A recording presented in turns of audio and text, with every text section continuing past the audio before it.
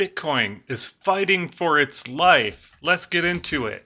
So, let's take a look at the chart here. Actually, this is the chart I want. And if you look here, you'll see that we've been able to close above this line, this white line at $30,000 for 4 weeks in a row, and we're looking to make it 5 weeks in a row today. However, is most of the week we traded under $30,000 this week, usually around $29,000. Even today on Sunday, earlier in the day, we were trading under $30,000, yet we're getting a late in the day push up over $30,000 to potentially end this week bullish. And we've got a little over 3 hours to go as of the filming of this video, and we'll be closing out the weekly candle and the weekly chart in just about 3 hours and 13 minutes. Be 8 o'clock p.m. Eastern Standard Time on July 23rd, 2023. Let's take a look at why are we so interested in $30,000. I mean, I do think it's important to stay above it, to remain bullish. Short-term, long-term bullish either way. Short-term, if we close below this, we could see a little bit of downward action, still probably in the high 20s, but remaining above it, I think, keeps us on track, bullish short-term as well as long-term. And here is that same white line drawn through that last bull cycle back in 2021 when we had that double top that you see here on the chart. But what we noticed is after we blasted through $30,000 the first time, it then became a key level of support, wicking down, sometimes just a smidge below it, but not closing below it ever during this time. And then obviously we shot up pretty dramatically. Here was that big summer crash that I'm sure if you were in the market at that time, you definitely remember this. That was rough. But here we are bouncing off 30 and then, off to that double top, and then we come down. A little bit of a sideways action. We come through, we lose 30, and then we trade below it ever since. Until recently, where we have been reliably closing above it for weeks now, coming off some recent bullish news that we've covered in other videos. So, that being said, I am 50-50 on this. Are we going to close above or below? I'm 50-50. I think it could go either way. Long term, I don't think it matters. Short term, if we close below, maybe look for some good opportunities for discounts. We're in DCA range here anyways. I love it anywhere around 30, under 30. I love Bitcoin. I love some altcoins even more. Many of you know I'm very bullish on ETH. Not financial advice, you do you. And there's other small cap projects I'm looking at that we'll start talking about more and more on this channel. Really, we're just kind of forecasting that long-term plan right now. And on that note of forecasting our long-term plan, let's take a look at the Bitcoin roadmap, or the bull run roadmap, which I just updated today. And I've officially moved us into the Q3 to reflect where we are, because I think the last time I reviewed this bull run roadmap, we were in Q2. We still have a lot of runway left here in what I would call excellent entries, DCA in, dollar cost average in, just buy at some interval, buy regularly, not financial advice, but that's generally, a good strategy to observe. And for fun, I just overlaid this plan over the previous bull run. And in case you missed a previous video where I discussed this, basically my premise is, and actually history tells us that buying before the halving, in this period of time before the halving, generally is a good time to accumulate, looking about, 18 months or so before the halving, right?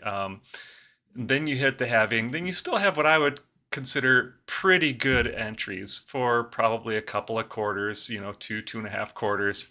And then you want to be careful. Buying out here can get you wrecked. Actually, you may be wanting to look for opportunities to exit the market during this time, just like you can dollar cost average in, you can dollar cost average out. What does dollar cost averaging do? It kind of smooths out the bottoms and the tops. If you're buying in this area and selling in this area, you're not trying to buy the bottom or sell the top, but you are kind of riding that wave. That's the thought, that's the plan, that's how I'm playing it, and you can play this any way you want, because again, this is not financial advice. And for fun though, I can show you that I did overlay it over the last bull cycle too. We had a little bit more dramatic hockey stick shape on that last bull run, so less likely to get wrecked in this area if you're buying, but certainly, not as good as accumulating before that run up, right? So I'll go back to the most current one because it was actually probably the more tricky one to navigate.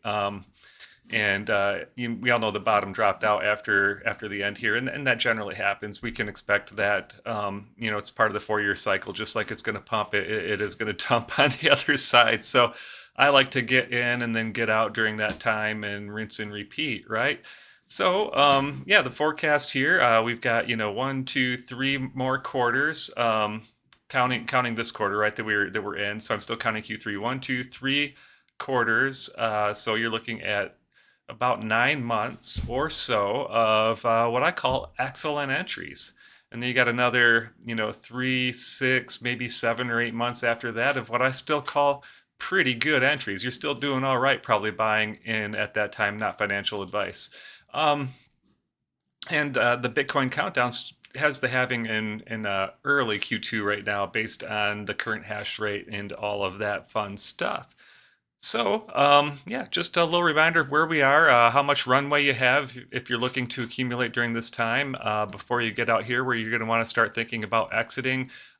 Me personally, I'm kind of eyeing 2025 Q3 or Q4. However, if I'm seeing some major pumps a little bit earlier here in maybe Q1 or Q2, I certainly will look out for opportunities to exit and be more aggressive about dollar cost averaging out.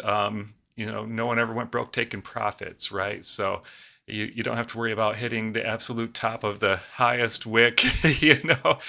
Profit's a good thing, so be sure to take profits. Anyways, let's go in here and talk about the Bitcoin mining difficulty and Bitcoin miner sales rising. The real, too long didn't read of this article is I would worry less about the miner sales. They do talk about the impact of the hash rate and how that can force maybe some smaller miners out that are less competitive during those times of when the hash rate really ramps up. And really, what's driving that is more and more people piling in. Some of the bigger players, getting newer gear, refreshing some of their gear, stuff like that. And a lot of the sales too aren't just maybe smaller players getting out. Everyone collectively has to take and sell some of the bitcoins that they're mining along the way. They have operational costs, right, to run their data centers and buy the computers that they're going to use to mint new blocks and add new blocks to the blockchain, right? So but the long and short of this is, the hash rate's at an all-time high, which tells you there's very large investments in the space right now to get those blocks. And I think the reason why there is such a huge investment in the hash rate really reflects the investment, right? Globally around the world, people, businesses, looking to get into this. That investment is really expected, to pay off, right? So the miners here, they know what they're doing. If you wonder what the big money is doing, they're out here buying more mining gear. They're mining new blocks and they're harvesting those block rewards, and they are selling some of those off to pay for their operating costs. And I'm sure they're holding some back to sell into the inevitable pump that will come after the halving. So just beware of this. That look at some of these numbers behind the scenes, and this will tell you, people's money are where their mouth is. In other words, the investment is heavy here, and it's heavy for a reason, right? Because we're going to see what we all project to be a pretty good run up here getting into next year. Certainly, we've talked a lot about the ETF. I think it'll probably be around 6 months to go through its process, and then ultimately get approved. And hey, that lines up pretty close with the start of the next bull run. So we'll be covering that more, in the coming weeks. I feel like I've talked about enough about that recently.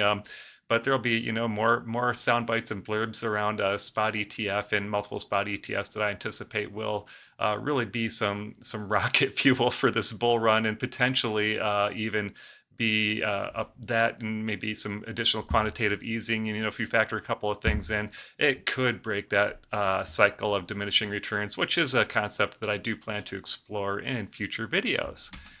I do see this bouncing around Twitter, so I'm not going to spend a lot of time on this. There's all sorts of different charts and things, and golden crosses and death crosses, and this one's an SMA 100 cross. But it seems to check out. I do kind of like this graph because it paints a pretty clear picture of the opportunity, and it does kind of line up here with timing wise what we expect for the upcoming bull run. So let's say this cross happens, I don't know, in a few weeks, a month, a couple months, whatever. It's getting imminent apparently. So let's say this cross happens somewhere out here, and then of course that halving occurs. And then it really rips after that, right? So, you get the cross and then you're still sideways for a little bit and then it rips up. You get the cross here, it starts to go sideways for a little bit. We do get a macro factor here that we all remember, in March of 2020, right? So everyone can recall that a V-shaped recovery, and then off it goes. And if we go further back, in time, here we saw the cross. It actually ripped right away instead of going sideways. Then it went sideways and continued to rip. So, in any event, after we see that cross, it does seem to, I think, jump a little bit ahead of the halving. So it's not really the SMA cross, I think, that is the real indicator. It might be a little bit of a leading indicator. It seems to predate the halving pretty regularly here. So I think we are still based on the halving, but the cross is a nice little aside. And it's a neat chart, so it's fun to show you. Right, here we go. Let's just end things off here with a reminder of how many days we have. So I just told you we had, a few quarters left of runway until the halving, and then probably a couple of quarters after that of, either excellent entries or still, pretty good entries. And then here's the actual countdown. It changes from time to time based on the hash rate. But yeah, this is kept up real time. So if we start, processing blocks a little quicker, this thing will adjust. If it starts, taking a little longer to process blocks, this thing will adjust. I don't expect any huge adjustments as we get, this close to the halving. We're certainly, less than a year away from the halving.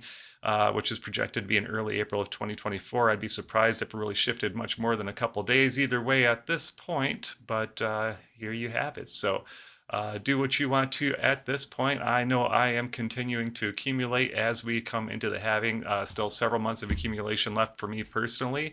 And what are you doing? Are you accumulating at this time?